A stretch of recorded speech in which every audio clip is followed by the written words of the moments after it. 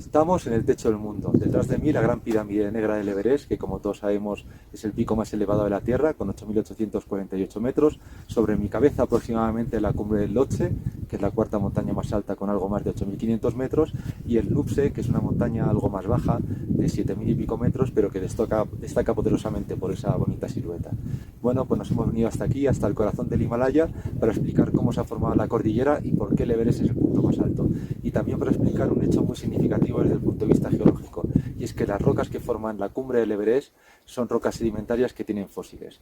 Estas rocas, que se formaron en un mar tropical bien iluminado, lleno de vida del Ordovícico, ahora mismo están en el punto más alto de la Tierra.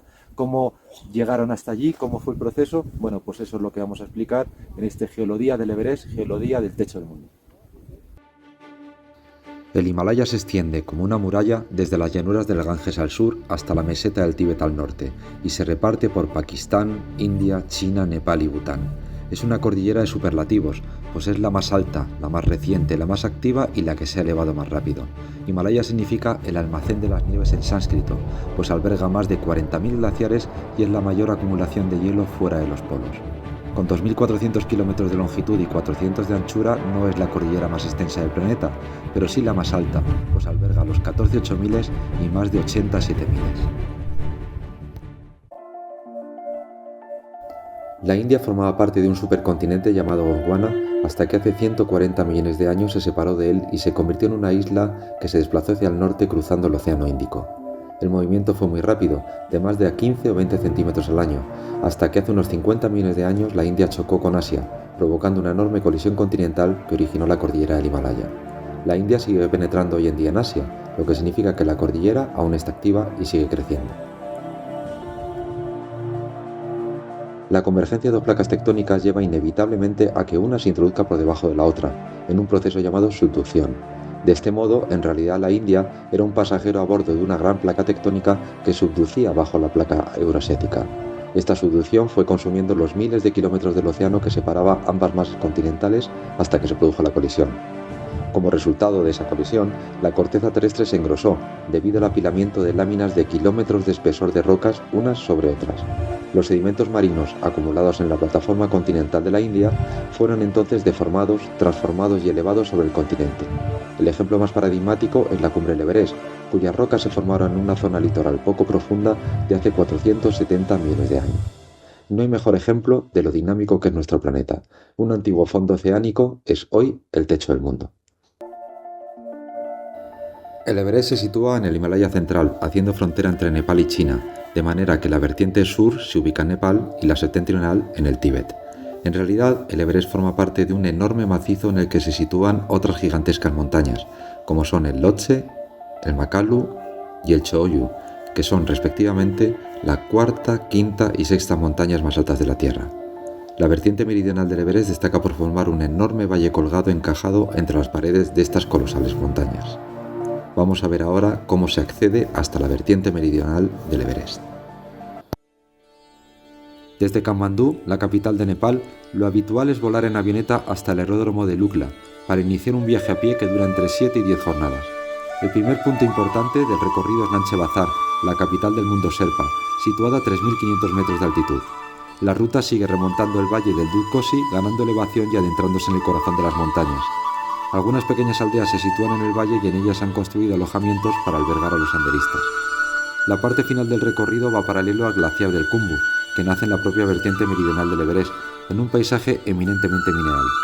Se llega así finalmente al lugar donde se instala el campo base, situado a más de 5.300 metros de altitud, sobre el hielo del propio glaciar del Khumbu. Este trekking permite conocer el paisaje y la cultura del Himalaya, enormes puentes colgantes, templos budistas, ríos impetuosos, rebaños de yaks guiados por pastores, porteadores cargados hasta los topes y sobre todo enormes montañas marcan este fantástico recorrido a pie entre las cumbres más altas de la Tierra, al tiempo que el cuerpo se va habituando a los efectos de la altitud. Visto desde el aire, el glaciar del Khumbu asemeja una enorme escombrera. Bajo una fina capa de roca de apenas 1 metro de grosor se sitúan varios cientos de metros de hielo que forman este enorme glaciar que protagoniza la parte final del trekking. Se llega así al lugar donde se instala el campo base del Everest, desde donde parten los alpinistas que intentan alcanzar su cumbre. En primavera se convierte en una pequeña ciudad, con más de 1000 personas que montan sus tiendas de campaña a lo largo de más de 1 kilómetro de glaciar. Al finalizar la temporada, todo es recogido y el resto del año este lugar queda desierto hasta la primavera siguiente. Vamos ahora a conocer la geología de esta montaña. En el Everest afloran 3 unidades geológicas diferentes, como podemos ver en esta imagen en la que se ha representado con una línea roja la ruta de ascensión por la vertiente nepalí. La base de la montaña está formada por rocas graníticas y ocasionalmente algunos esquistos. Se trata de un granito de color blanco intenso que brilla al sol. Se formaron hace alrededor de 20 millones de años como resultado de la fusión de la corteza inferior bajo el peso del Himalaya. No solo aparecen en la base del Everest, sino que forman algunos de los picos cercanos, y como son rocas muy resistentes a la erosión, suelen generar montañas esbeltas, como el ya citado Nupse, el Pumori que están junto enfrente del Everest, o el Amada Blanc, quizá el pico más bonito del valle. Por encima de los granitos se sitúa una unidad que es todo lo contrario, poco resistente a la erosión, lo que provoca que generen muchos desprendimientos de rocas. Se trata de un conjunto de esquistos y pelitas, es decir, unas rocas metamórficas con estructura laminar y color oscuro, muy antiguas, entre las que intruyeron los granitos de los que hablamos antes. Precisamente entre los granitos y estas rocas metamórficas se sitúa una gran falla de bajo ángulo, llamada Detachment del Lhotse, que pone en contacto estas unidades y que es bien visible en el recorrido entre el campo 2 y el campo 3, es decir, a unos 7000 metros de altitud. Por encima de la unidad de rocas metamórficas se sitúan las bandas amarillas, unas rocas famosas, así llamadas porque son unas capas de un color llamativo, ocre, bien visible desde kilómetros de distancia y que aparecen también en otros picos. Son fundamentalmente mármoles muy duros que dan lugar a resaltes verticales durante más de 150 metros, lo que dificulta la ascensión porque la nieve no suele cubrirlos y los crampones no agarran bien sobre la roca, y menos si es tan dura. Se sitúan a unos 8.300-8.500 metros y no hay que confundirlas con otras bandas amarillas que aparecen mucho más abajo y que son similares. Por encima de las bandas amarillas hay otra gran falla, llamada Detachment del Chomolungma, que es el nombre tibetano del Everest, y sobre ella se sitúa la unidad geológica que corona la montaña. Son unas calizas de color oscuro, que tienen algo menos de 200 metros de espesor y que tienen una resistencia desigual y dan lugar a una alternancia de resaltes y rellanos, que incluyen los pasajes de mayor dificultad técnica de ascensión en ambas vertientes, por su verticalidad y porque ya están situadas por encima de los 8.350 metros de altitud.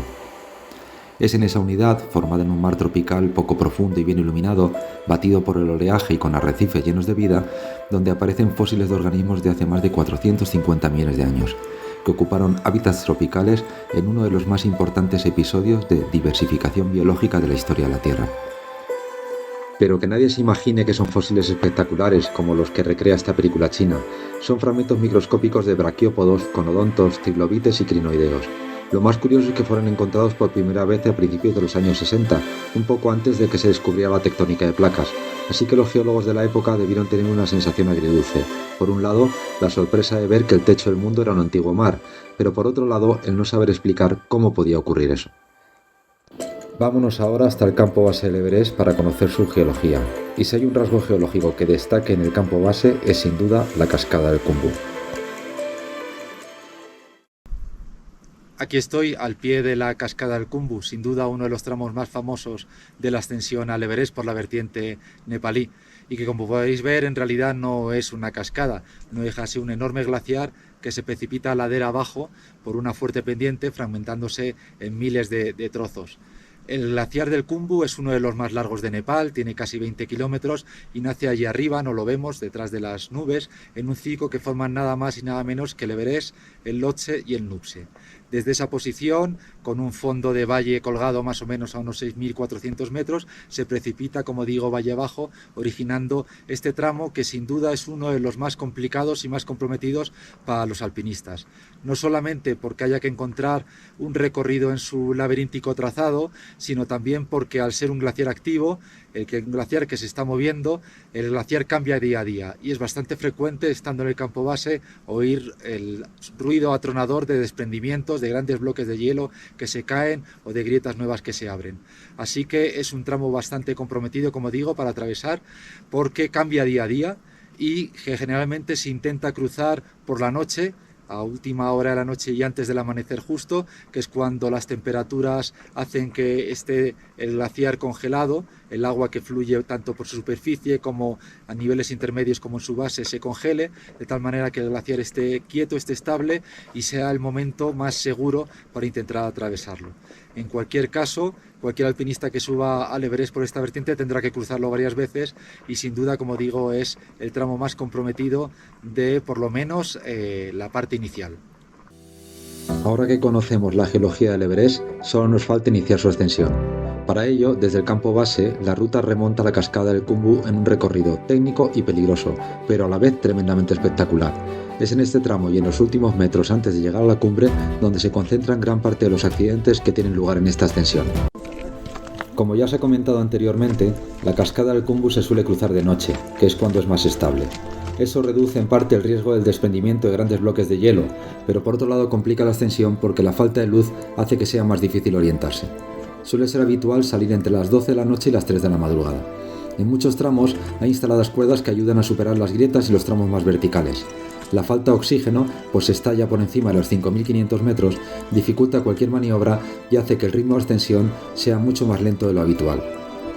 Cuando las grietas son lo bastante anchas como para que no se puedan superar de un salto, se instalan escaleras a modo de puentes que facilitan cruzarlas. Entre el campo base y el campo 1 hay una veintena de estos tramos de escaleras.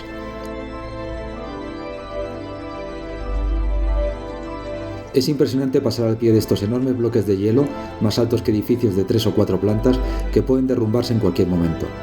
De hecho, se cruzan zonas en las que fuera como si hubiera explotado una bomba, con bloques de hielo por todas partes, y que realmente son los restos de uno de estos grandes derrumbos, que a menudo se pueden incluso oír desde el campo base. Se llegan así a los tramos más delicados, los que cruzan las grandes grietas, en los que han sido necesarios empalmar varios tramos de escaleras que se bambolean con el peso de los alpinistas. En caso de caída, la cuerda impediría llegar al fondo de la grieta, que puede tener unos 30 o 40 metros de profundidad, pero aún así el golpe sería importante y salir de ahí requeriría una maniobra compleja. Y todo esto con el efecto del cansancio que provoca la falta de oxígeno. El truco consiste en aprender a encajar las puntas de los crampones en los peldaños de las escaleras.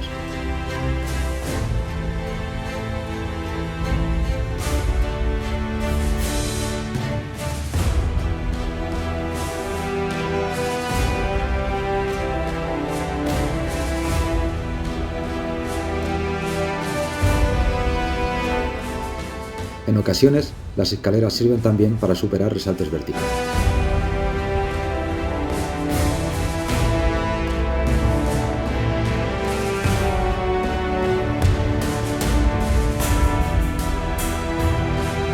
Una vez superada la cascada, se llega al Valle Colgado, donde se ubica el campo 1, con increíbles vistas del Everest, Lhotse y Nusa.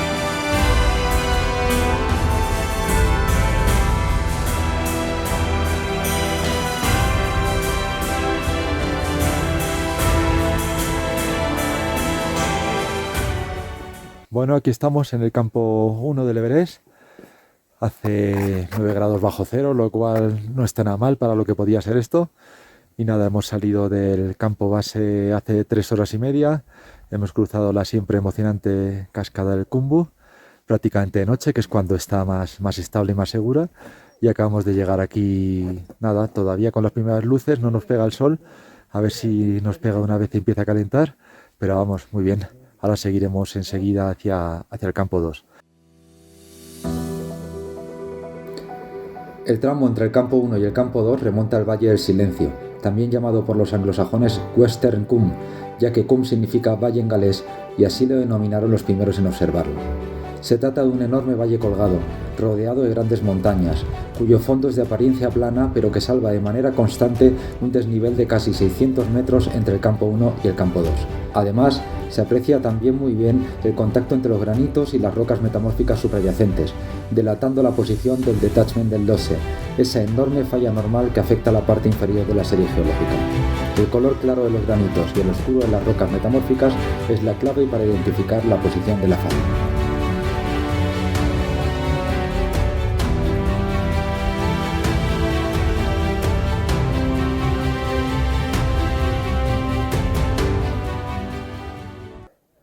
Bueno, pues estoy en el campo 2 del Everest, a 6.450 metros, En realidad desde el campo 1 hasta aquí hemos tardado solamente 2 horas y media, pero hemos llegado con bastante mal tiempo. Desde el campo 1 lo que hemos hecho ha sido remontar ese enorme valle colgado. Tiene el nombre más romántico de el Valle del Silencio. Y precisamente eso es lo mejor que te puede pasar, que esté en silencio y que no venga ninguna de las avalanchas que puede venir por alguna de las laterales, ¿no? Ya sea por las laderas del Nupse o por las laderas del Hombro del Everest.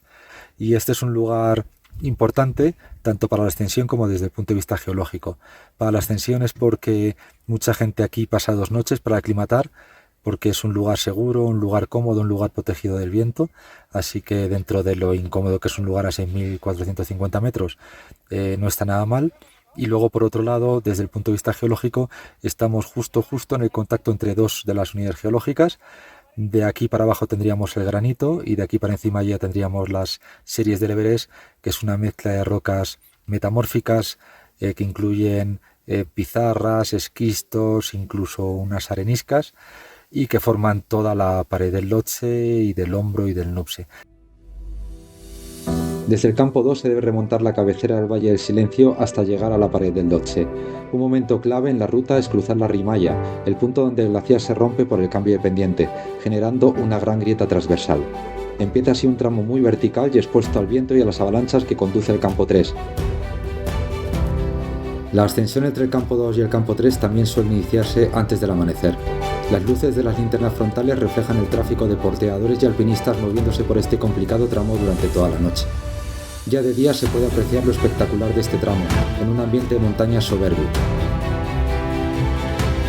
Al remontar la pared del Lhotse se gana perspectiva sobre el Valle del Silencio y el campo 2.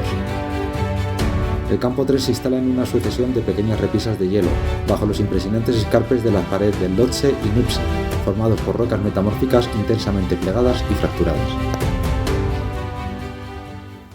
Bueno, estamos en el campo 3, a 7.100 metros más o menos o así, y salimos ahora para aclimatar un poco, a ver hasta dónde de alto llegamos. El día, como veis, está bastante feillo, pero de momento no nieva, y lo bueno es que eso hace que la temperatura sea bastante más suave, así que bien. Estamos como en el campo 2 ayer, a pesar de estar casi 800 metros más altos, estamos como unos 11, 12 bajo cero, más o menos, algo así. Así que nada, vamos a ver, estamos absolutamente solos, no hay nadie aquí, así que esto de la masificación del Everest es en algunos momentos, pero en otros da hasta un poco de miedo tener todo este montañón por aquí delante, lo que nos queda por hacer, y que no haya absolutamente nadie, todo para nosotros. Aunque parezca que el tramo entre el campo 3 y el campo 4 es corto, es, junto con la de Cumbre, la jornada más larga de la ascensión. Remontar 900 metros de desnivel por encima de los 7000 es realmente duro y puede llevar cerca de 10 horas de extenuante ascensión. Uno de los tramos más delicados es cruzar una banda de calcoesquistos, situada a unos 7500 metros de altitud. Son rocas que recuerdan a las bandas amarillas, por lo que se las suele llamar las bandas amarillas de abajo, pues las de verdad están casi 1000 metros más arriba. Al ser unas rocas muy resistentes, dan lugar a un resalte que es realmente difícil de superar a esa altitud. Según se progresa en la ascensión, se gana perspectiva, situándonos ya por encima de los picos de alrededor, sobre los 8000 metros, casi literalmente fuera del planeta. Se llega así al Collado Sur, a casi 8000 metros de altitud, donde se instala el último campamento y desde donde se afrontará la ascensión de la impresionante pirámide final del Everest, de casi 900 metros de altura. La última etapa de la ascensión del Everest va desde el campo 4, desde el Collado Sur, hasta la cumbre. Hay que superar casi 1000 metros de desnivel por una pared muy vertical y ya por encima de los 8000 metros, lo cual hace que la ascensión sea realmente compleja y extenuante.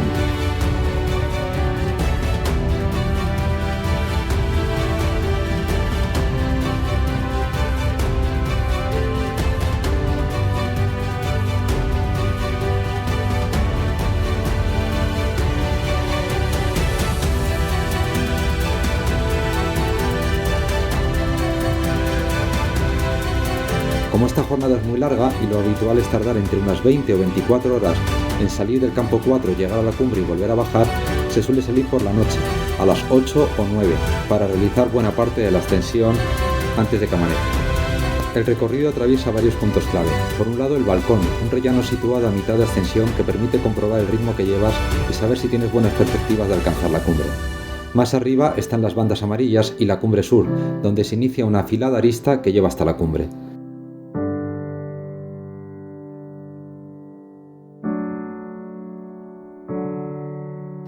Se llega así por fin a la cumbre de Everest, al techo del mundo, con todo el planeta bajo tus pies.